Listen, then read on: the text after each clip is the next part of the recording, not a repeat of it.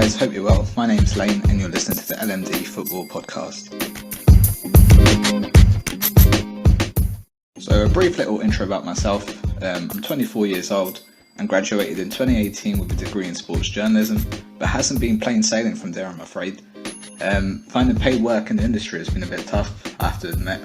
I've been blogging since I started my course in university, and I continue to do so on my website LMDFootball. The link you can find in the description below. The site essentially includes match reports on European football, including the Premier League, Liga NOS, Serie A, the Bundesliga, Ligue 1, and of course the Champions League and Europa League 2. I also do live text commentary, and I've written feature pieces and transfer news too. I've had voluntary internships with 90 Minute, with some of my articles featured on Bleacher Report. I've also written for GRV, media sites such as The Focus and the Chelsea Chronicle.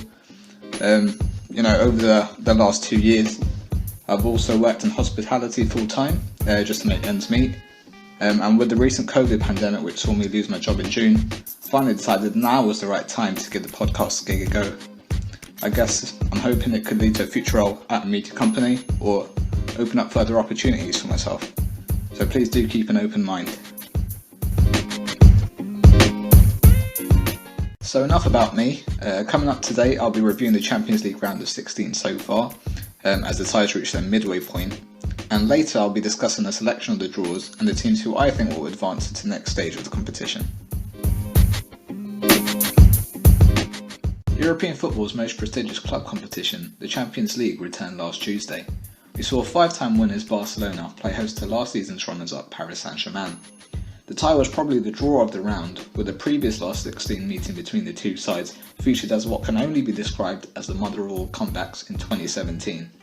Dare I say better than Liverpool's 2005 triumph in Istanbul and the New England Patriots Super Bowl 51 victory, which took place a matter of weeks before. PSG put 4 goals past the Blaugrana in the first leg on that occasion, but was stunned with Barcelona triumphing 6-1 in the second leg at the Camp Nou, to advance 6-5 on aggregate. On this occasion, Barcelona drew first blood, with Lionel Messi opening the scoring from the penalty spot. However, just as they did in the first leg in the French capital 4 years ago, the Ligue 1 outfit scored 4 times to stun Barca, with Kylian Mbappe grabbing a hat-trick and Moise Kean also on the score sheet. In the other tie of the night, 6-time winners Liverpool travelled to Leipzig, who are aiming to reach the quarter-finals of the competition for the second straight season. Liverpool ultimately won the first leg, ending a run of 3 consecutive defeats in all competitions by beating Leipzig 2-0 away from home. The Premier League holders benefited from goals by Mohamed Salah and Sadio Mane in a 5-minute spell in the second half, to ease any pressure on under-fire boss Jurgen Klopp. The following night, 2-time European Cup winners Porto welcomed fellow 2-time winners Juventus to the Dragão. Portuguese champions were flying the flag for their country, while the Italian champions were seeking to do one better than last season when they were eliminated at this stage. Porto scored within the opening minutes of each half, with Mehdi Taremi netting approximately 61 seconds into the first and Moussa Marega doubling the lead 20 seconds into the second period. The Bianconeri managed to get onto the scoresheet courtesy of Federico Chiesa's late strike, offering a glimmer of hope for the Italians with an away goal. The other tie saw Borussia Dortmund travel to Europa League champion Sevilla, who last reached this stage in 2018. The Spaniards went in front courtesy of Suso, but goals from Mahmoud Dahoud and a brace from Erling Braut Haaland, who provided the assist for Dahoud's opener, saw the black and yellow open up a 3-1 lead. Luuk de Jong did manage to reduce the deficit late on, but the Germans' 3 away goals put them in command, despite a narrow 3-2 aggregate lead. This week we saw the remaining 8 teams in action. On Tuesday, Atletico Madrid faced Chelsea in the neutral venue of the National Arena in Bucharest due to travel restrictions caused by the pandemic. The Blues dominated the encounter and faced a resolute Colchoneros side who sat back and defended in numbers while looking to hit on the counter. But Olivier Giroud's spectacular overhead kick, eventually awarded by VAR, saw the London outfit clinch a deserved 1-0 aggregate lead. In the other tie, holders Bayern Munich faced a trip to the Italian capital to face Lazio, who are ending a 21-year wait without knockout stage football. The Bavarians didn't take long to cement their dominance and led 3-0 at the break thanks to goals from Robert Lewandowski, Jamal Musiala and Leroy Sané. They added a fourth due to Francesco Acerbi's own goal, before Joaquin Correa pulled a goal back for the Biancocelesti. On Wednesday night, Atalanta were playing host to the competition's most successful team, Real Madrid.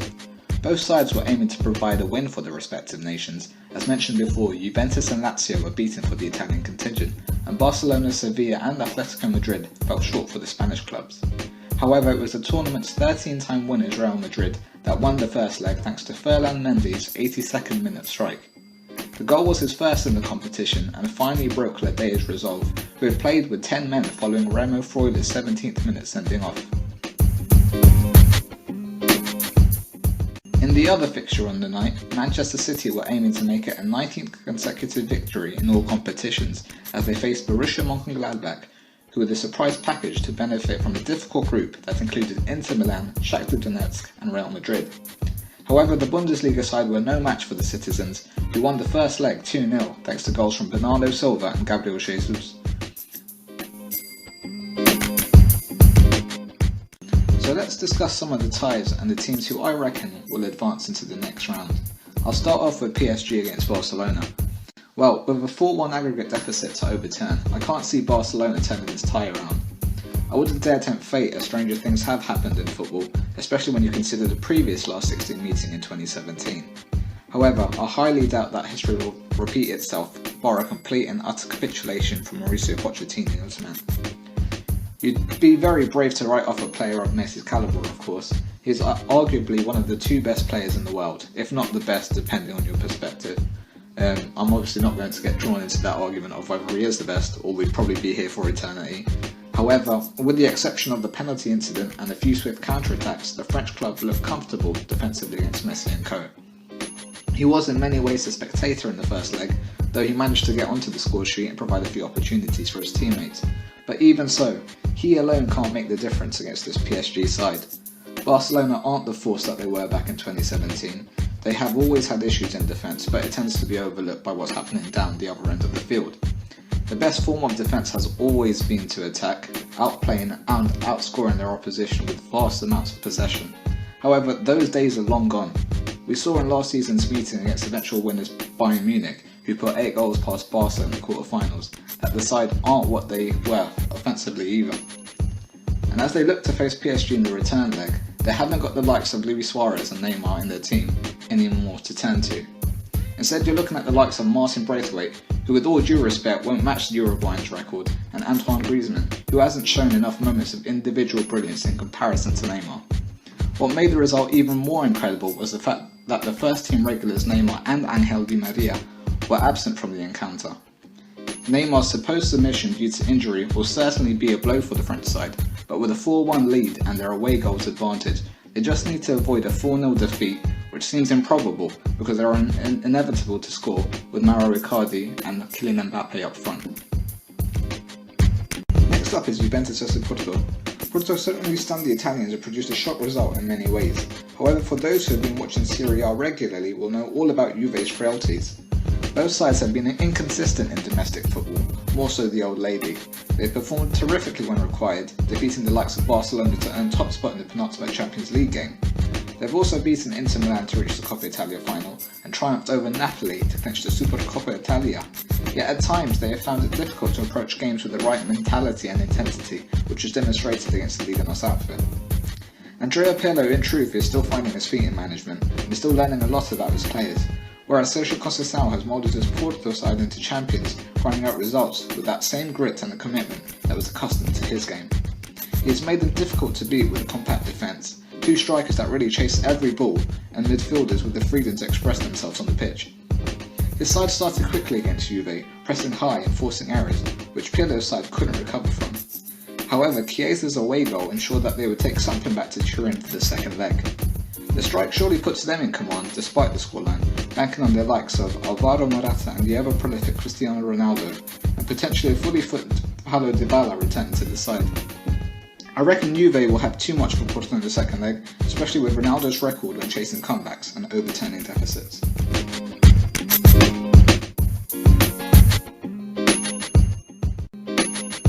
Second last is Chelsea vs Atletico Madrid. The tie is still very much evenly poised. I think Giroud's winner certainly puts the Blues in a great position to approach the second leg, but now it's the West Londoners' turn to sit back and defend, which is easier said than done. Suarez was a constant threat in the first leg, though he didn't manage to trouble Edouard Mendy between the sticks. He's one that Chelsea defenders know all too well. He never gives the opposition a moment's rest and likes to play on the edge. He's very much a win by all means necessary player, a notion that he shares with his manager, Diego Simeone. Of course, you have the talented Joao Felix also in the side, and though he was also on the fringes of the game, with the onus on Atletico, I reckon he will have a bigger role to play in the second leg. They have to score and decisions will be made, I'm sure, whether Moussa Dembele will partner Suarez and Felix up front in the three. Angel Correa was relatively ineffective and could potentially make way for the Frenchman. On the other hand, Chelsea will want to kill the tie off. They have had the trouble in the past of putting games to bed, and against Los Rojiblancos, they will have to be at their clinical best. Thomas Tuchel will have to decide whether or not to go with Giroud once more. They will be without Mason Mount and Jorginho too, and host Manchester United on the weekend. The tie could go either way depending on who scores first, but I think the pensioners will have enough to progress beyond the Spaniards.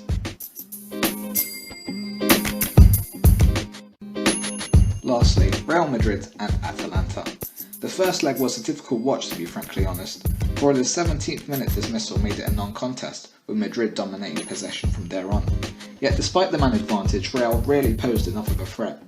Yes, they were significantly weakened with injuries to Karim Benzema, Sergio Ramos, Eden Hazard and Dani Carvajal to name a few, but against 10 men one might have expected Zinedine Zidane's men to up the tempo and really put the Italians to the sword, which obviously didn't happen.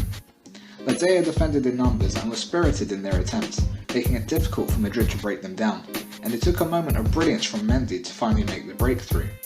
However, the second leg promised as much. If Atalanta can manage to stay in the tie with the 1-0 aggregate lead still intact, they have every chance of exploiting Madrid's defensive issues. Duvan Zapata did limp off with injury, potentially as a sacrificial tactical swap as well, but if he is fit enough for the second leg, he could certainly cause some problems alongside compatriot Luis Muriel, who showed glimpses of his threat. It ultimately depends on what Madrid's side shows up in every sense. If they approach the game in the same manner as they did against Atalanta, the tie could be very open indeed, especially with 11 men apiece. Yet if they have some of their first team regulars returning, and they play with more intensity and make more movement off the ball, they could lure the net up to Real and spring a trap, which would surely see them extend their lead on aggregate.